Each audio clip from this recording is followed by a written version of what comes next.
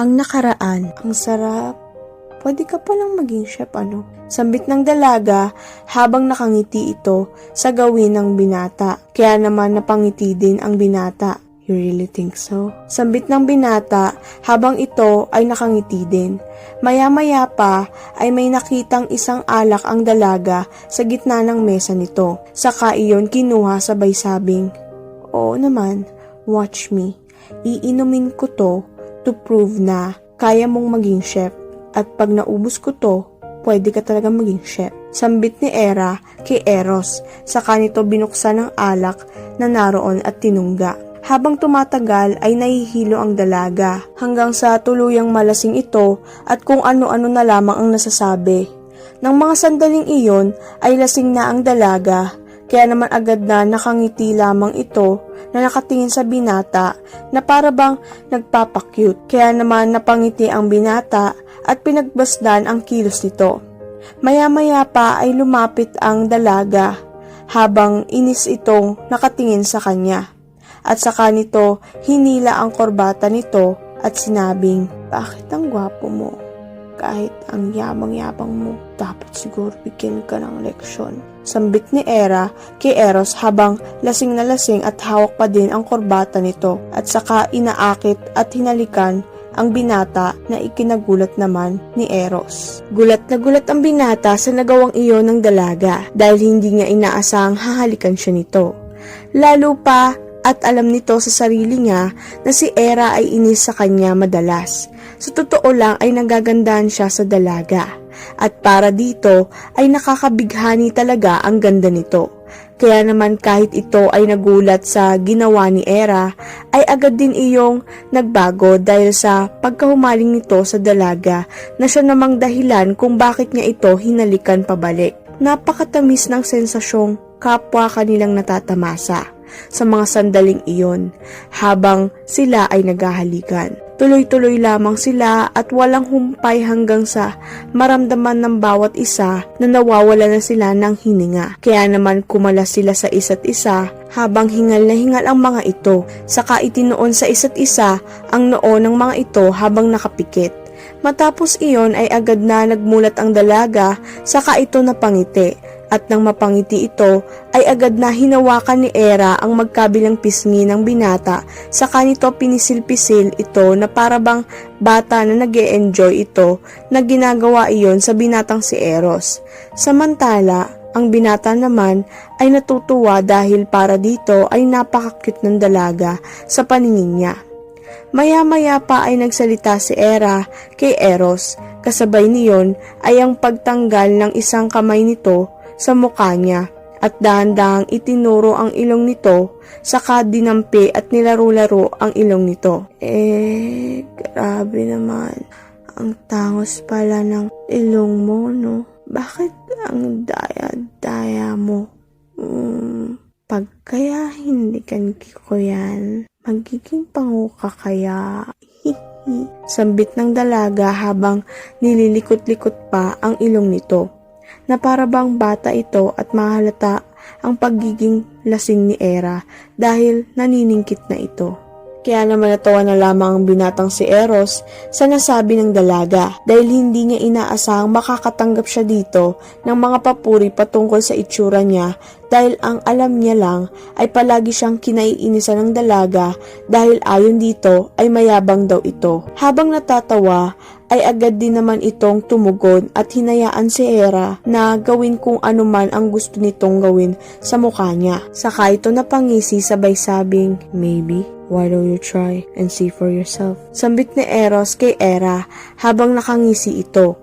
Kaya naman agad na napangiti lalo ang dalaga, saka nito sinubukan ang sinabi ni Eros at hinalikan ang ilong ng binata at saka ito natutuwang parang bata na nagbubunyi dahil may nagbigay ng isang candy sa kanya. Doon ay pinagbasdan ng binata ang dalaga at alam nito sa sarili niya na nagugustuhan nito kung ano man ang ginagawa ni Era sa kanya. Kaya naman unti-unting sumisilay ang ngiti nito sa labi nito. Saka nito sinabing, "How was it?" Sambit ng binata na si Eros. Kay Hera habang nakangiti pa din ito. Kaya naman agad na pinagmasdan siya ng dalaga, saka nawala ang ngiti nito at seryosong tinitigan lamang siya nito. Kitang-kita sa dalaga ang pagkahumaling nitong titigan ang binata. Ngunit hindi siya nito sinasagot sa tanong niya sa mga sandaling iyon. Pagkus ay tinitigan lamang siya nito sa kanya na para bang may gusto talaga itong iparating.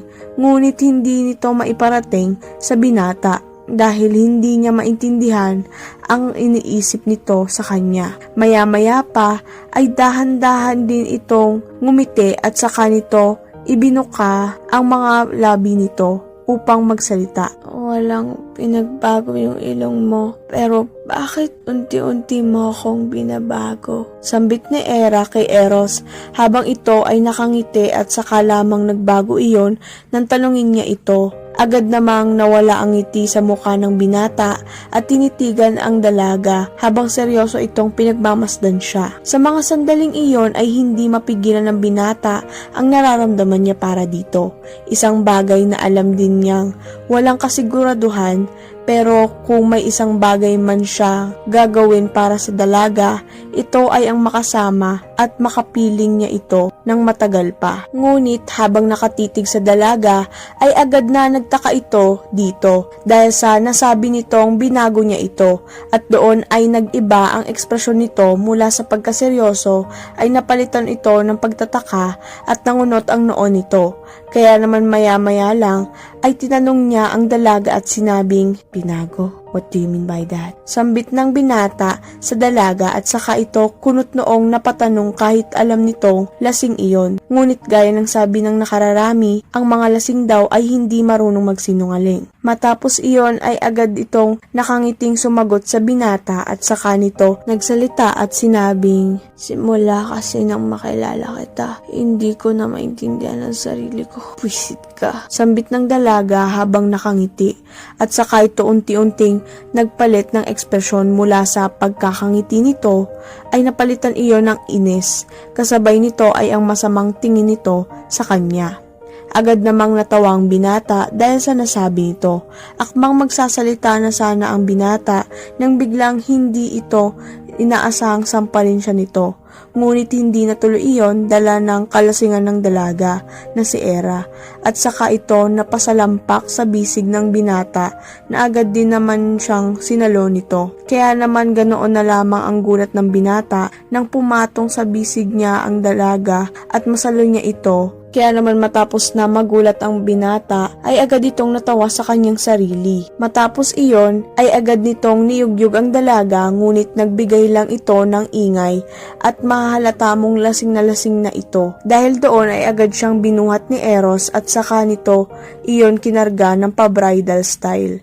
Habang nakangiti pa ito, buhat-buhat ang dalaga dahil sa totoo lang ay ito ang kauna-unahang beses na nakita niya itong maglasing. Saka ito pumunta sa silid nito at doon niya iyon inilapag. Nang mailapag ang dalaga ay akmang aalis na sana ito nang bigla siya nitong hilahin. Kaya naman napapatong ito kay Hera. Buti na lamang ng mga oras na iyon nang mahila siya ng dalaga ay naituon niya kagad ang magkabilang kamay nito kaya naman hindi niya nadaganan ang dalaga. Gulat na gulat ang binata sa mga nangyayari ng mga oras na yon dahil sa ginawa ni Hera na hinila siya at muntikan pang maging dahilan kung bakit niya madadaganan ang dalaga. Ang dalaga naman ay nakangiti habang nakapikit saka ito binuksan ang kanyang mga mata at doon ay pinagmasdan ang binata. Ang binata naman ay ganoon din. Titig na titig sa dalaga habang ito ay humaling na humaling. Hindi naman ito ang unang beses o unang pagkakataong matitigan niya ang dalaga. Ngunit kada makikita niya ang dalaga ay matititigan niya ito dahil sa hindi niya maiwasang mahumaling sa kagandahan nito. Gusto niya ang ganda nitong napakasimpleng ngunit napaka-elegante. Halos isang dangkal lamang ang pagitan nila kaya ganoon na lamang ang pagkahumaling ng binata dahil napakalapit lamang ng mukha nito sa kanya. Maya-maya pa ay hinawakan ng dalaga ang magkabilang pisngi ng binata at doon ay agad itong nagsalita at sinabing, Am I sexy? Sambit ng dalaga kay Eros habang inaakit niya ito. Kasabay niyon ay agad itong kumindat sabay lip bite pa. Kaya naman nang makita iyon ni Eros ay agad itong tinaasan at doon ay para bang naaakit siya sa dalaga at kitang-kita nito kung gaano ka-sexy ang dalaga sa ginagawa niyang iyon. Tinitigan palalo ni Eros ang dalaga hanggang sa madako ang tingin nito sa labi nito na para bang gustong-gusto nitong halikan iyon. Maya-maya pa ay tumugon si Eros at saka sinabing, "Yeah, you are. You're so damn sexy. How about me? Do you find me sexy?" Sambit ng binata sa dalaga habang humaling pa ito. Kaya naman mas lalong ikinatuwa iyon ng dalaga at saka kinuha ang korbata ng binata at saka ito hinalikan. Sa pagkahumaling ng binata ay hindi na nito napigilan ang sarili at hinalikan na ang dalaga nang hilahin siya nito at saka naghalikan ng mga ito.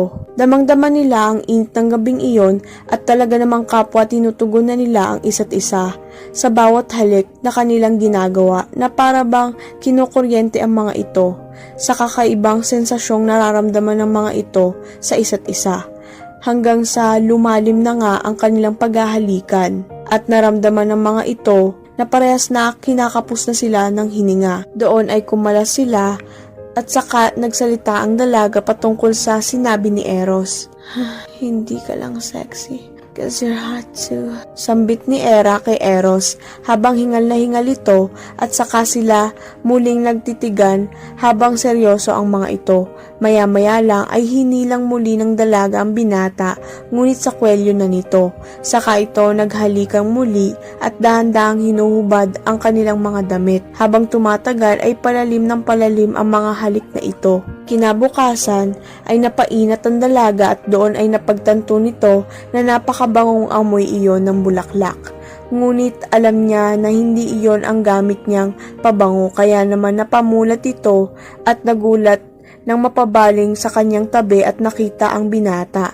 Saka nito kinapa ang sarili at mas lalo lamang itong nagulat dahil wala itong saplot. Kaya naman agad itong napasigaw. Abangan, ano na lamang ang gagawin ni Era matapos nitong malaman na may nangyari sa kanila? Magiging dahilan kaya ito ng bangayan nila? O mas lalo lamang silang mahuhumaling sa isa't isa? Tara at ating tunghayan sa sumunod na kabanata.